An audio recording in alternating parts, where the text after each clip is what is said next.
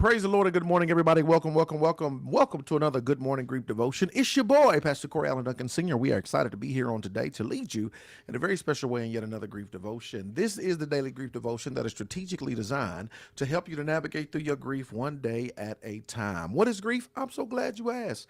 Grief, my brothers and sisters, it is the natural and normal response to loss, change, and transition that results in the expressions of feelings and emotions. Grief is what you feel on the inside.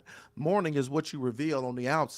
Therefore, we don't suppress it, but we express it. We don't ignore it, but we explore it. We don't lock it up, but we let it out. And that's why we shout good morning, because morning is a good thing. I'm so glad you're here. I'm so grateful and thankful that we have this time and this opportunity together to navigate through this grief devotion. I want to welcome you into this place. I want to encourage you to like and share. If it's a blessing to you, it's going to be a blessing to somebody else. This is our second year in a row of coming to you every single day at 8 a.m. Eastern Standard Time to provide you with a grief devotion.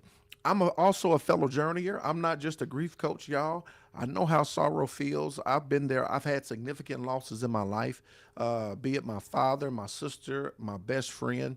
I've lost a lot of church members, and just in generally, I've dealt with loss, change, and transition that had nothing to do with death, right? And so I know how sorrow feels. I know how I myself have navigated through loss, change, and transition, which is a huge reason why I believe God led me to start this platform to help other people navigate through loss, change, and transition, firings on jobs, breakups, diagnosis, whatever the case may be, whatever you are dealing with in your life. God has put us together for such a time as this, and I'm grateful and thankful to have this wonderful opportunity to lead you in a very special way through this Good Morning Devotion. So let's get started. Today is day 34. Thank y'all for coming back for some more. We're going to talk about I'm listening for grief tapes and I'm turning them off. I'm listening for grief tapes and I'm turning them off. Pastor Duncan, what are you talking about? Oh, we're going to get to it. I'm listening for grief tapes, and guess what I'm doing? I'm turning them jokers off. Let's get to it, y'all. I've been around long enough to have absorbed all kinds of beliefs about grief and mourning. Pause. We've been around long enough to absorb all type of beliefs about grief and mourning.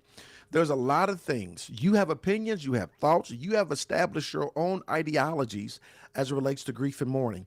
Where does it come from? From the things you've seen growing up, from the things you observed, from the things you watched, from how you watched your parents or other people deal with loss, change, and transition. You watched them deal with death. You watched them as they got fired or laid off from their job. You watched them go through breakups and mama cheated on daddy or daddy cheated on mama. You watched them. You processed this stuff. And from that, you established your own beliefs about how to deal with loss, change, and transition. You watched Friends, you watched movies, you heard songs. All of these things have informed, right, our understanding on grief and mourning. All of these things have informed our understanding about how to deal with loss, change, and transition. Things were taught to you and things were caught, right? Some things are taught, some things are caught. You caught things by listening and watching other people. And this is rhetorical. What did you learn about grief and mourning? What did you hear about grief and mourning? You don't have to put it in the chat, but it's a wonderful time for you to take an assessment or to take inventory on what was I taught, about grief and mourning. What did I learn from watching mama and daddy or big mama or granddaddy or other people handle loss, change, and transition when they lost a house, when they lost a car, when they lost a marriage, when they went through a change of menopause or retirement, when they went through a change of getting laid off of work, when they transitioned from this state to another state, when they transitioned from this house to that house, when they transitioned from marriage to singleness or singleness to marriedness, when they transitioned from an employee to a supervisor, when they transitioned when they dealt with any type of loss, change, or transition. What did you learn? What was taught? What was caught? What did they tell you when it came to how to deal with situations and circumstances? What did they tell you? Did they say, shut your mouth? What goes on in this house stays in this house? Did they tell you, did they teach you suppression tactics? That even now as an adult, that becomes your mindset, that I'm going to shut my mouth because what happens here stays here. So I learn how to suppress and not express. What did they teach you as it relates to loss, change, and transition. What was taught and what was caught. What was taught and what was caught, right? Check this out, y'all. Here it is. Check this out. I've been around long enough to have absorbed all kinds of beliefs about grief and mourning. They're like tapes that play in my brain consciously and subconsciously. Everything you learn, everything that was taught, everything that was caught are like tapes that play in your brain. So whenever you face a similar situation or the same scenario, what do? You reach back and you play that tape in your brain. You remember what mama said. You remember what daddy said. You remember what big mama said. You remember how mama handled it. You remember how daddy handled it. You remember how big mama handled it. You remember how pawpaw handled it. You remember, you go back and you play these tapes in your brain. When they got fired, how did you deal with getting fired? You dealt with getting fired the way they dealt with getting fired. They cussed people out and went out and started drinking, and you went out and bought you a bottle because it's what was what was caught, is what you saw, right? How did they handle divorce? And sometimes you handle it the same way. How do they deal with money? Sometimes you handle it the same way. Y'all, we respond based on the foundation that was laid in our life, right? We respond based on the foundation that was laid in our life. So we play these tapes over and over again, consciously and subconsciously. That's important to remember because you have these thoughts swirling in your head, right? They're conscious thoughts as well as subconscious thoughts that you have playing in your head. In our grief avoidant culture, these tapes are usually, here it is, wrong-headed. In our grief avoidant culture, guess what? A lot of what we learned was wrong. A lot of what we saw was wrong. A lot of what we watched and witnessed was wrong. Genesis 12, God told Abraham, get out of your father's house, away from your kindred, get out of your country, away from your kindred, out of your father's house to a land that I will show you. Why did he say that? He says, get out of your country, get away from your kindred, out of your father's house, because there was a foundation that was laid in his father's house. That his father, Herons, they served the moon gods and the sun gods, and there were some principles and some practices and some habits that were taught in the father's house that was wrong. God's saying, look, for what I'm trying to do, I'm trying to make you a father of many nations, and I can't do that here. I need you to get out. I need you to get out of your father's house, right? Because all of this stuff is wrong. All of this stuff is foolishness, and it's going to have an effect on what I'm trying to show you and teach you. So get out of your father's house. A lot of us, we receive faulty foundations, right, from our father's house. A lot of us, we got some habits that were not helpful from our father's house, from our mother's house, from growing up, right? A lot of the stuff that we were taught as it relates to grief and mourning, it was wrong, right? Get in trouble as a little kid. What's your parents teach you? Shut up before I give you something to cry about. You know what they were teaching you? Suppression. They were teaching you how to suppress. They were teaching you to be quiet. They were teaching you to suffer in silence. They were teaching you, and this culture is totally different, right? Now we're an expressive culture, right? Tell them how you feel. Express your feelings, right? And some of us are so rooted in the way it was, we'd be like, man, ain't nobody doing all that. My parents didn't ask me how I feel. My parents didn't give me a mental health day. My parents didn't let me stay home from school. I had to walk to school in 10 inches of snow, right? A lot of the stuff that we learn, shut up before I give you something to cry about. That's suppression. So you grow up with that tape playing in your mind, right? Suppress your feelings, suppress your thoughts, suppress. And it was wrong, right? It was wrong. Big mama, they ain't know nothing about no grief. They ain't know nothing about no mourning, right? They were in survival mode. They just trying to survive. They just trying to live, right? They don't know nothing about that stuff. And so, no fault to them, but it was wrong. So I'm trying to notice the tapes I'm listening to. Second paragraph. In our grief avoidant culture, these tapes are usually wrong-headed. So I'm trying to notice the tapes I'm listening to, examining them one at a time, and discard those that are harming me instead of helping me. One thing that you have to do, you have to examine what you were taught. Go ahead and play the tape, right? Discard that which was wrong, right? And continue to listen and apply to that which is right. because everything we taught was not right, right? So we got to get rid of that which was wrong, and we got to take heed to that which is right. We got to get rid of that which is wrong. That's why this platform is so important. I told you, I don't want nothing from you. I'm just trying to give everything to you. I want to bring about awareness and education and action. Awareness and education that leads to action. Do you hear me? I'm trying to give you awareness and education as it leads to action. Y'all better listen to me and listen to me good. Understand, y'all on the ground floor of what God is doing. I'm getting my doctorate degree dealing with grief. And I believe for what God is trying to do and establish, part of my calling is to really be at the forefront of this grief movement, to really provide, especially in the church realm and just period, corporate America, education, schools, provide awareness and education and action that leads to grief, right? And so this is just the beginning. This is just the beginning, right? Y'all on the ground floor, and I appreciate y'all. Y'all hang in there with me, right? Because we going somewhere. God is going to do some awesome and some amazing things. And the whole premise of it, here it is, because y'all getting it first before the world gets it, is to give people awareness and education that leads to action as it relates to grief, right? As it relates to grief. And that's what you need. That's how you can discern between what's right and what's wrong. That's how you can discern between what was good and what was not so good. That's how you can discern between what's instrumental and what's detrimental. Consume the instrumental, get rid of what's detrimental. Hold on to what was right as far as what you was taught. Let go of what was wrong, right?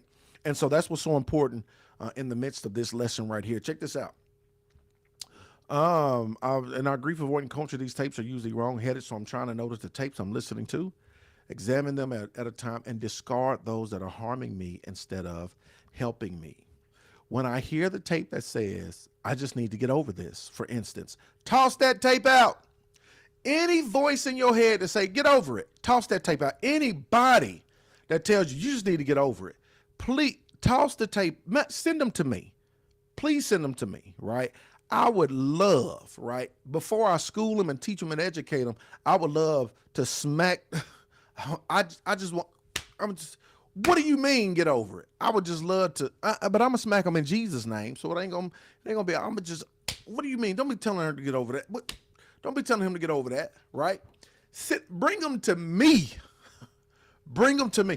Anybody that tells you, just get over it. They don't understand that grief is the natural and normal response to loss, change, and transition that results in the expressions of feelings and emotions. Grief is what you feel on the inside. Mourning is how we reveal it on the outside. Therefore, we don't suppress it, but guess what? We express it. They don't understand that grief is not linear. They don't understand, right, that it's not something that you get over. It's something that you're going to contend with and deal with for the rest of your life. It's something that is going to be with you and a part of you. And even though you navigate through the journey and things get better, it's always there. It's like a scar. It's always there. And yes, it's ugly and bloody and all that at first, and it starts to heal, but that scar is always there. When it comes to grief, that scar is always there. If they die as a kid and they turn 18, that scar is going to be there. When they graduating classes, walking across the stage, that scar is going to be there.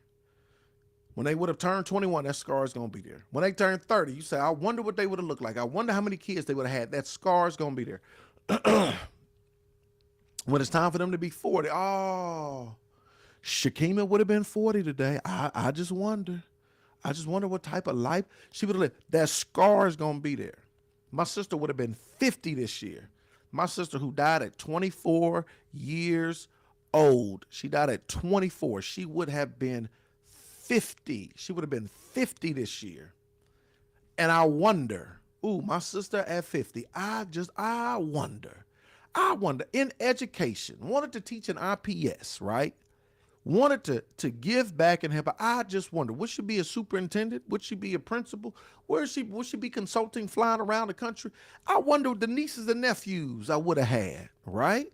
I wonder, because that scar is going to be, it's not bloody. It's not scary. I can't remember the last time I shed a tear for my sister, right? Now, when it first happened, all the time. Oh, it was rough. It was tough, right?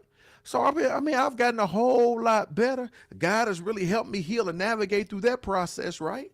But times like this, I wonder. I wonder. It's going to be there. And so people have the wrong mindset, right? When you hear, toss it, get over it. I need y'all to toss that tape out. Ditto, the tape that says you're doing this wrong and your life is over. I need you to toss those tape out. People say, you're doing this wrong. Your life is over. I need you to toss those tapes out. Get rid of that. Get rid of that, whatever that voice is, whatever that stinking thinking. I need y'all to get rid of it. Here it is. And there are many more tapes, y'all. I have a feeling I'm going to be getting rid of a lot of old tapes. What are the tapes that play in your mind? What are the sayings? What are the things that people say that you know is like, that's all right there? That you know, I need to get rid of that. I need to get rid of that stinking thinking right there. That's not it. Toss those tapes. Get them out of your mind, right? Here's the final thought. I attempt to see misconceptions for what they are. I attempt to see misconceptions, that these are misconceptions, see them for what they are, and get ready to toss them tapes out. I'm listening for grief tapes, and I'm turning them off.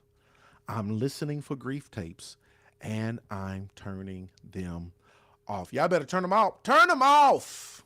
Teddy Pete turned off the lights. I need y'all to turn off the grief tapes. I need y'all to turn off the grief tapes.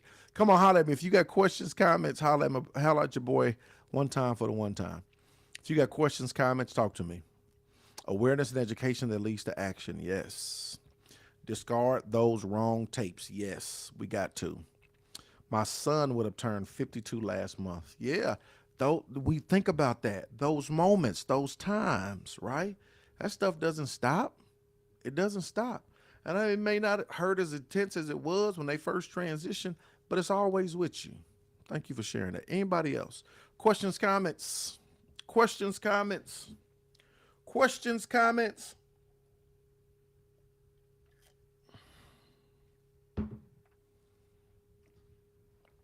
Questions, comments? Nope. Nope, nope, nope, nope. We quiet today, Pastor. We just listening. You gave us a lot in this lesson that we just processing right now. So I can't think of no questions, no comments. I'm still chewing on the devotion, and I'm still thinking about what tapes is playing in my mind. Hey, Pilar Patrick, thank you for your dedication. Thank you kindly for your participation. I appreciate you participating. Appreciate you participating. Yes, absolutely. We in this thing. We in this thing. We gonna make it do what it do. We gonna make it do what it do, so it won't do what it don't. All right, y'all. I ain't got no questions. I got a new members class to teach today. I love y'all with the love of the Lord. I appreciate y'all. I hope and pray y'all have a sensational Saturday. I hope your Saturday is every day we lit. Every day we lit. I was raised to believe that it was good to suppress my feelings. Thank you, Brother Michael. Yes, that's one of those grief tapes that play in our mind, right? That suppress your feelings, right? And the reality is, no. We don't suppress, we express. We don't suppress, we address, right? Because release brings about relief. And so we have to find ourselves with safe places and spaces where we can express. And that for so many of us, that's how we end up suffering in silence. For so many of us, that's how we end up with sicknesses in our body, right? Because we're holding on to something. Think about it, and I've used this illustration before, just in terms of a physical perspective. God is giving you release valves, right? Something is not right in your stomach. It's reverse peristalsis, right? You throw it up. It's a release valve. You got one in the front, one in the back. It's a release valve, right? For whatever you consume. The body eats up the nutrients and it gets rid of the waste. We have release valves. Your eyes, when you cry, that's a release valve for your tears, right? And so when we go through trauma, when we go through stuff like this, and if you just hold it in the body, and you don't suppress how you feel, you don't let it out. You don't let it out. You don't let it out, or it's going to affect you in a major way, right? So a lot of us was taught that. What goes on in this house stays in this house. Shut up crying before I give you something to cry about. A lot of us was taught suppression. A lot of us was taught suppression, and that's why so many of us, we suffer now because we suppress or check this out, we suppress and we don't express, and here it is, It even starts to affect friendships, relationships, and all of these other things because we take what we learn and business, all of this stuff. What we learn in our younger years, it informs how we operate today, right? So we take that and we don't know how to suppress, we don't know how to express ourselves, right? We don't know how to express ourselves. We don't know how to articulate. We don't know how to, we suppress, we don't express, we suppress, we don't address, right? Because this is what we was taught or learned in our father's house, in our parents' house, right? And so we gotta unlearn, then we gotta relearn, right? We gotta unlearn and we gotta relearn. Thank you for that comment, bro. That's good. Thank you, Pastor, for this wonderful word because, yes, I am grieving. Absolutely. You know, we are here for it. I am listening for grief tapes so I can turn them off. Yes, turn them off. Hold on to that which is instrumental. Get rid of that which is detrimental.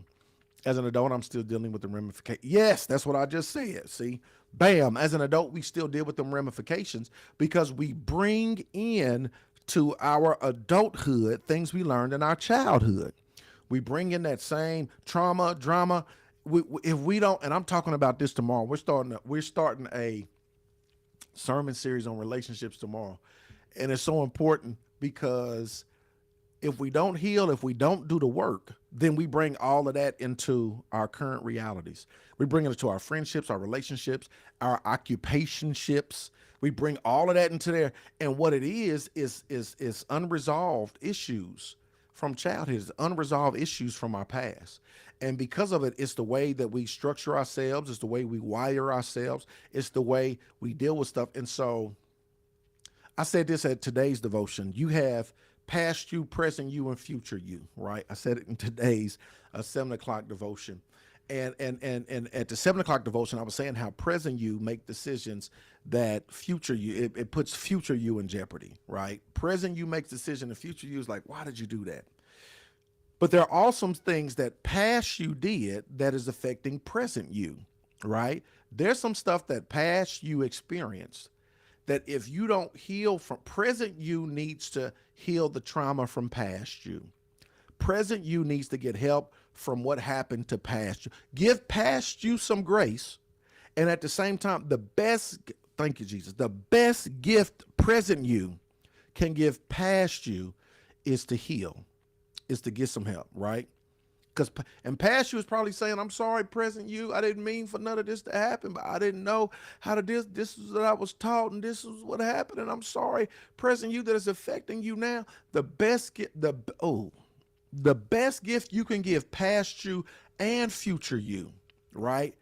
The best gift present you can give past you and future you is to heal now in the present.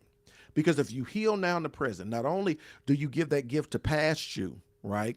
And you clean up and clear up the dramas and the traumas of the past, but you're also giving a gift to future you because that means better days are coming. That means the future's going to be brighter. That means the future's going to be better, right? So present you has a decision to make. Present you can do something that is so awesome, and it can give past you and present and future you the greatest gift of all, which is the gift of healing, which is the gift of dealing with the problems and the trauma of the past. Give past you and future you the greatest gift of all, which is to heal from your trauma. This is good. I'm going to go back and watch this again. I'm going to sit down like I'm a student with some notebook and listen to this. It's still affecting my relationships negatively. Bam. Exactly. That's what I'm saying. And so that's why it's the greatest gift you can give, the past you and so, yeah, counselor, therapist, coach, you know what I'm saying? You got to put yourself in a safe place and safe space where you can start to unpack all of that stuff, right? Put yourself, when you get this revelation, this is awareness. Get this revelation, like, man, this is eye-opening. Yeah, I need to do something about this. Put yourself in a safe place, in a safe space where you can process this, right? So you can heal from the past, so you can be better, function in the present, and have the wonderful opportunity to clean up and clear up and have a better and brighter future, right? I just came into the revelation this week of just something about me, right? And it was so eye-opening. And it was so mind blowing that I didn't realize it. And so now I have not, for the last couple of days, I have not been able to shake the revelation, right, regarding me. And so I've just been playing it over and over in my mind. And then I started going back, saying, where did this start? Where did this happen? And y'all, it's just opening my mind. I say, yes, I need to go into a safe place and safe space where I can process. I need to process what happened 7, 8, 9, 10 years. I need to process that. Because of that, there's some things that have been set up and established. There's some ways I've been operating that has been more detrimental than instrumental. And so let me go sit on the couch. Let me go put myself in a safe place where I can process this, right? So I can give my past me some grace, right? But I want to set future me up for success. So present me has now got this knowledge, this revelation. Now I'm about to go run and process, right? It's the greatest gift you can give your past self and your future self, right? Dr. Robbie Jones, everybody. Whew, I love that. I feel like a big onion trying to peel back the layers of my grief. Well, come on, big onion. We gonna pull them back, big onion. We gonna pull them back. I know there are so many layers, but it is so essential. It's work. And it's something that it doesn't happen in a day or a week or one session or 6 sessions. This is something that takes extensive work. When you start talking about 10, 20, 30 years of grief or drama and trauma, you're not going to unpack that in 2-3 weeks, in 2-3, you know what I'm saying? So this is ongoing. And I want to encourage you, Miss Hatcher, peel them layers back. That's the greatest gift you can give to future you, right? Is deal with the drama and the trauma of past you. Peel them back. Peel them back. Let's go. Peel them back. Great advice. Thanks, Chris. Thank you, Brother Michael. I appreciate it. Let me know how I go. Working daily, turning off the tapes that play in my mind. Yes. We got to turn off them tapes. We got to turn off them tapes. Turn off them tapes. You are my prayers, Michael. Pray for me too. Awesome. Look at the cross connections we making. That's what I'm talking about. That's awesome. Yep. Everybody keep each other in prayer as we navigate through this. Man, y'all. Good lesson today, y'all. Ooh, this is one of them good ones. They all be good, but there's some that just stick out a little bit more than the others. And so go back, watch this again, listen to it again, share it with somebody, especially as it deals with that past you, present you, that future you, and we'll navigate through it all. Amen. I love the connections y'all making. This is awesome. Look, y'all, hope y'all have a sensational Saturday. I love y'all with the love of the Lord. Look forward to rocking with y'all again tomorrow, 8 a.m. Let's go. Let's go. Let's make it do what it do. Feel, reveal, heal, y'all. Grieve well, be well in Jesus' name. Let's go.